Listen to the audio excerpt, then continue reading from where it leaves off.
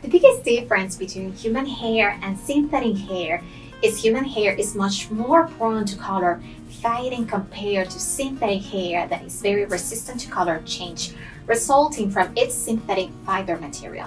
So synthetic gray hair would be an ideal option to select if you're likely to dye the hair and worry that the gray color is going to change.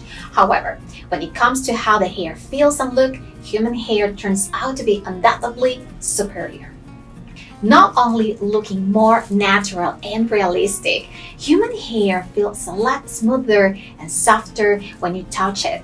For another, synthetic hair can be easily damaged by friction against things like pillowcase and helmet, which over time inevitably causes the hair to deteriorate before resulting in a frizzy appearance.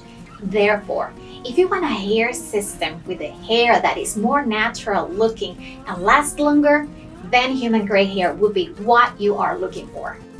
When customizing the gray hair percentages yourself, the goal is to do in a way that manages to achieve the most approximate possible match between your own hair and the hair system in terms of gray hair volume.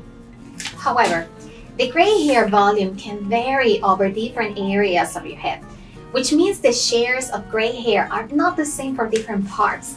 Some people may get more on the top, while some got more at the sides. So it matters a lot for you to get a clear idea as how to match gray hair there approximately is for each segmented area across the head.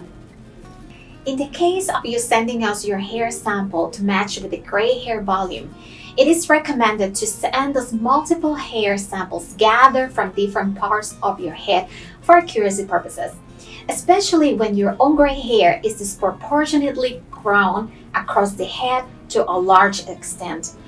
Thanks for watching. See you later.